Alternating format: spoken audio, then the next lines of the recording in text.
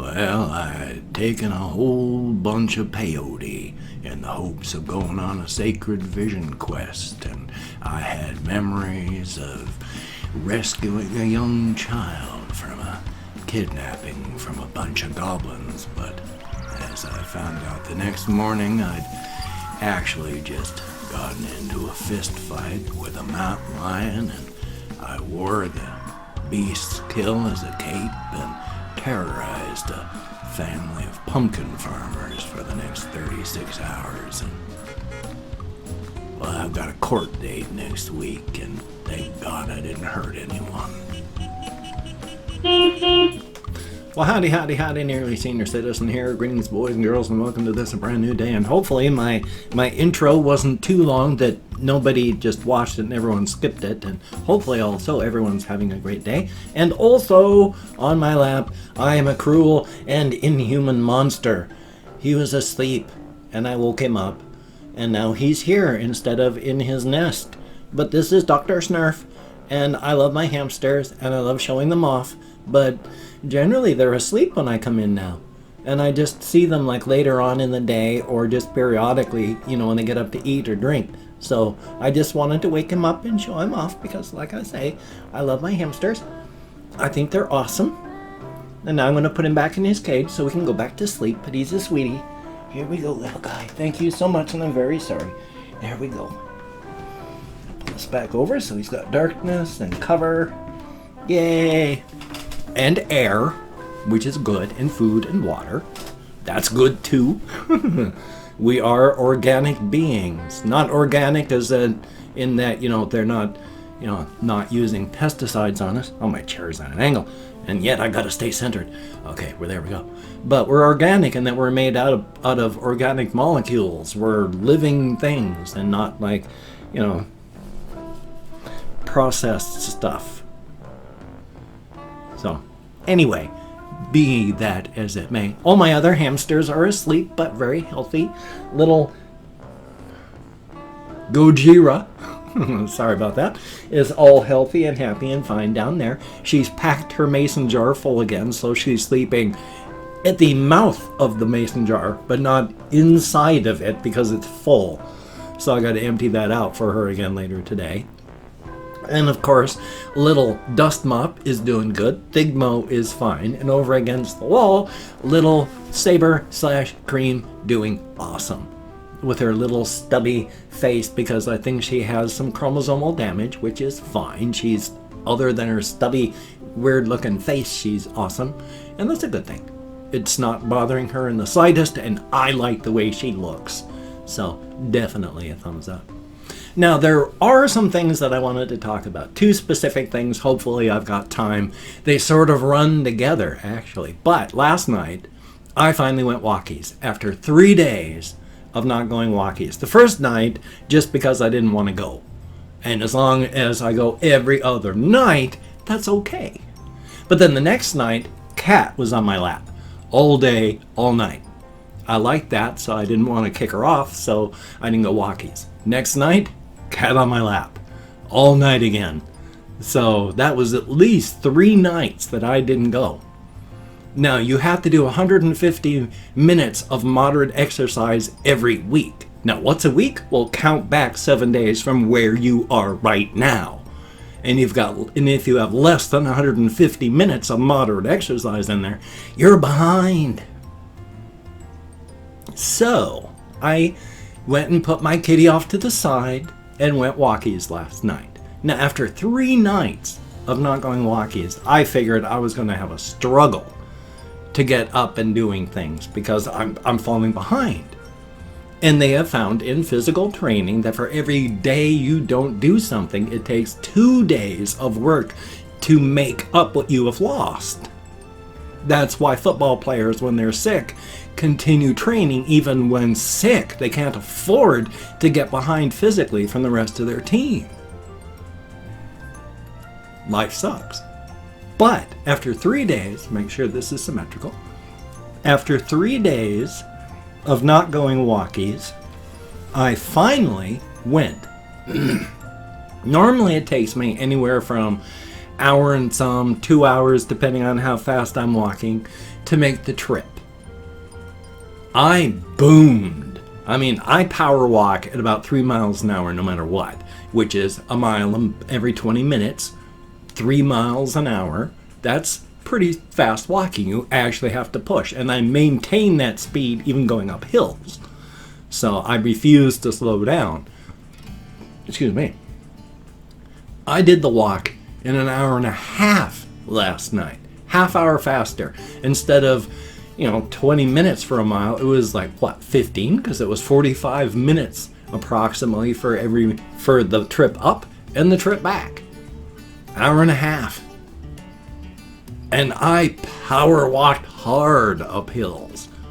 And normally I breathe like a bellows to make sure I get enough air. It's right step, I breathe in. Left step, right step, I breathe out. Left step, right step, I breathe in. Left step, right step, I breathe out.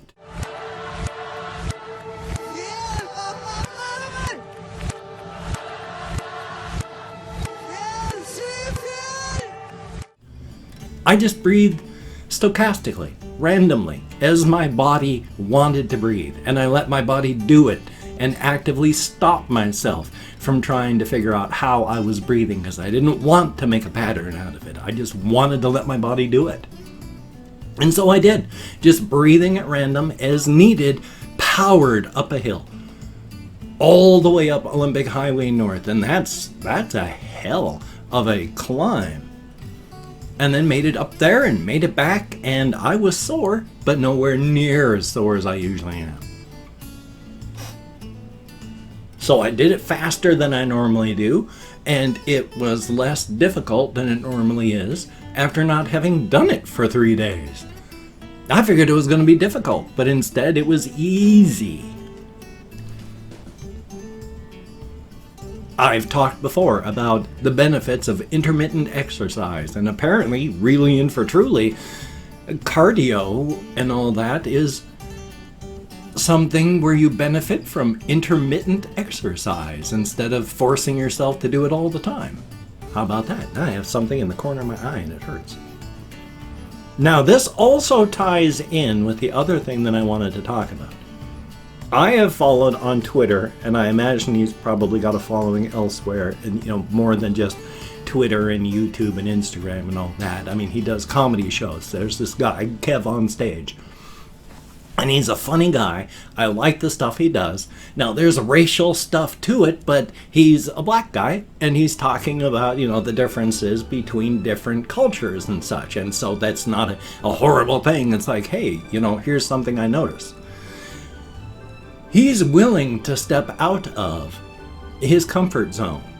Now, this is a cultural thing, and culture, of course, doesn't apply to everybody, and especially if it's like cooking and food, it's going to be more tied to specific areas than just culture as a whole.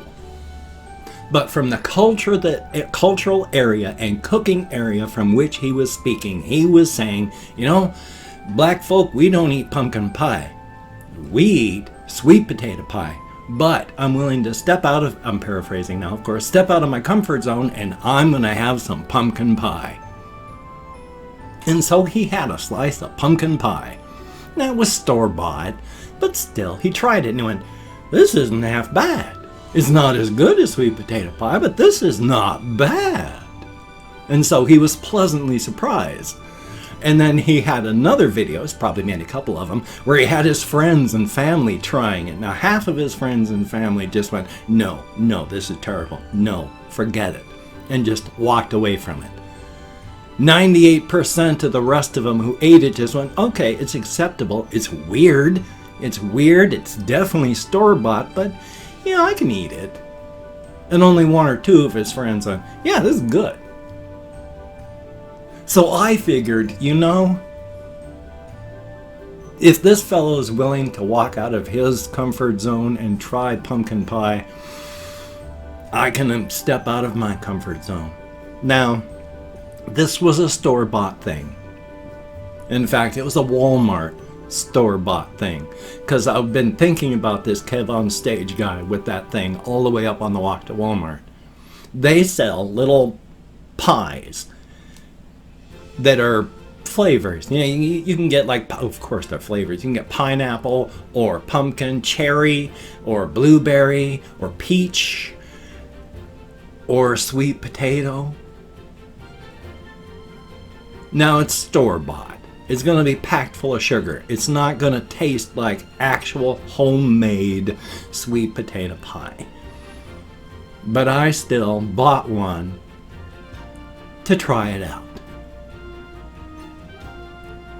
So on the way back, I had, for the first time, consciously, sweet potato pie. And you know what? Even it's store-made. So they have to try and figure out how to make it taste good for as many people as possible. So it's going to be just as homogeneous, generic, and dull as possible to appeal to as broad a palate as possible. Given that, I could still taste a difference. There's a bit of spiciness to it from the sweet potato. Not something I'd eat all the time. Pumpkin pie isn't something I want to eat all the time. But you know what? That was a pleasant surprise. And yeah, I will, if given the opportunity, not turn up my nose. And especially if somebody has any homemade or homemade-like sweet potato pie and I have the opportunity to partake, I am definitely going to do so I can have some non-store-bought, non-generic, non-homogeneous sweet potato pie just to try it out. So thumbs up on that. Now here, this is actually another thing that I wasn't going to talk about, but I've been thinking about, especially last night, and hearing myself say the word potato now. I'm from the Pacific Northwest. We, of course, have an accent. Every place has an accent. But if you take a look and you listen to various voices and the way they speak around the countryside, you can really hear like a Boston accent. You can really hear a Southern accent. When you start getting closer to the West Coast, yeah, there's Midwestern accents and Western accents, but there's not a huge twangy thing to a lot of our voices over here. And it's, in a lot of cases, it's really more subtle. Here in the Pacific Northwest, we tend to talk really fast and cut our words off at the very end of the sentence. And that's a very marked thing that you can hear us do. I have difficulties hearing sometimes and understanding because we talk so fast. So, joy on that. But I have had words where I don't know where and how I pronounce them, and listen to yourself for the various weird things that you yourself say. Like the word is potato. I usually just say potato. That's not the word, but I still say it. And then, of course, if I'm referring to the South and Southern cooking, S-U-T-H-O-N, Southern. Well, joy, I'm not from the South, and yet now I'm saying it that way. And then, of course, 30 years back, one of my housemates was very amazed by the way that I said the word yesterday, because that doesn't sound right for me to say it that way. It's yesterday. Y-E-S-T-A-D-A-Y. Yesterday. That's the way you say it. Nobody talks like this in the Pacific Northwest. I've been online since like 1993, but this was even before that. So, well, I was online before that, except it was all bulletin boards. Yeah, because I've been online for a long time. I had a 300 baud modem back when that was about the only way to get online. And this was, 1986? And then I just continued working with bulletin boards, local bulletin boards, and then started, when a friend of mine was going up to the university, he had an account to use their online stuff, and so I would log into his account and use FTP and Gopher and search on stuff that way, and I was involved in Usenet, and then I was there, 1993, I remember Mosaic and the first World Wide Web stuff, and watching the World Wide Web come together. And now look at it. It's amazing. And it has absolutely nothing to do with anything. I just thought I'd mention. Definitely a thumbs up. And of course, I'm just in a big mess. But just thinking about this one too, it was, I fit in with a lot of the anti-humor memes stuff and humor stuff of the internet, even though I'm coming up on 57 this month, because I've been involved in amateur press associations, which is where you produce stuff, cartoons, doodles, anything, and then you print it up, send it off to a person, he puts it together into a book, mails it out to all the members. When you get it, you do your original stuff again, but you also do what was called Ego Boo. You commented on what the people did before. So you could spend a page talking about everything that a person had done, saying, hey, I like the way you did this, did that, did that, did that, did that, did that. And it could be just be talking, could be cartoons, it could be memes. It was pre-internet culture, before there was a culture of the internet. We did memes, webcomics, stories, forums, but it was all in print format. So now, the internet for me is just a natural progression of just amateur press associations. I've been doing weird comics and meme stuff since I've been in high school back in 1974. So yeah, I fit in with it. Not well, I'm getting older, I'm losing the ability to think as fast, and not all memes I think are funny, and there's a lot of slang that I just think is stupid, but you know what? It's not made for me. It's made for young people, and I ain't young people anymore. That's the way of life. And hey, I've opened up 24 hours worth of comments in my community tab, and I'm going to go through and thank 20 to 25 people for having left me a comment. It is arranged because even though I count in American Sign Language, with my depression and fibro and more, I just forget stuff. And if I mispronounce the username, no disrespect is intended. I'm not reading the comments right now. I'm going to read them later. Right now, I'm just thanking you for having left a comment. Good, bad, or indifferent. Thank you very much. I don't even know if I have 25 people who left a comment, to be honest. I mean, it was like open up the first page and then not even another page before I hit 24 hours worth. So we shall see.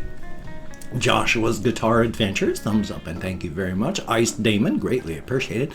Confused Owl, 29, thumbs up and thank you. And Sebastian Ferris, greatly appreciated. Kathy Kiss Cat, hopefully things will keep going better with you. Russian Timing, greatly appreciated. Joe R. Makes Pie, a very good thing to do, and thumbs up. Abandoned Explained, I like the name, thumbs up and thank you. Daniel Steinholm Amendrud, thank you very much, and hopefully I did at least a halfway decent job today.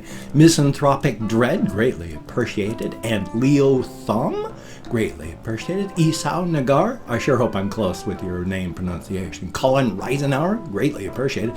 Mr. Creeperbell 374, a very good thing, and thumbs up and thank you. ASAP Frostbite, thumbs up and thank you. Sonic 9000 Uzumaki Morrison, that's a heck of a name. And then we have Ronald Armstrong, greatly appreciated. And am I here or where am I? I'm not sure. Bailey Snyder, thumbs up and thank you. Moulegai? Moulegai. I'm nowhere close, but thank you very much. Nah, bitch. Heck of a name, thumbs up and thank you. Kolov the Voice, greatly appreciated. Sean C 557, greatly appreciated. Batman the Dark Knight, thumbs up and thank you. KPVP, greatly appreciated. And well, there was 24 people I could thank that left comments in the last 24 hours, so that's better than none. Greatly appreciated. Thank you all. You get me out of my head, into the world, dealing with real people, and that's a very good thing. If you could, now to do the action for real, because this is praying mantis Jaeger form. If you could check out my various links, I have Twitter, Facebook, GoFundMe, Patreon.com, NearlySeniorCitizen.com. If you could donate to my GoFundMe campaign or become a Patreon.com patron like one of these beautiful and awesome people, that would be beautiful and awesome. If you wanted to donate and help me out in some way but didn't want to use PayPal or GoFundMe, I have PayPal or GoFundMe or Patreon.com. I have a PayPal.com link down below. You could use that. That would be awesome. I have a Amazon wish list if you wanted to check that out. Very cool. It's got cat food, hamster food, silly things, non-silly things. Now, don't feel obligated. I don't feel entitled. And if you cannot donate, or you simply do not donate, I'm stumbling real bad this morning. I take all good wishes and I deposit them in the bank of my heart where I draw interest, so thank you very much. If you could toss me a like, I do appreciate all the positive validation I get from my existence. And of course, if you could Subscribe to the channel. That would be very cool. Greatly appreciated. I would understand if you could not or did not wish to, but if you are down with it, I will do my best to entertain you from now until the literal end of time. I can't speak English anymore, and I'm very sorry. And I have a huge intro, so hopefully that one came out well and everyone watched it. So I got this video. I have another video to edit and render. It is raining and dark outside, so I doubt I'm going to have a Walkies video today. So you take care. Have a great day today. I will see you on the flip side, my friend, and that is a very good thing.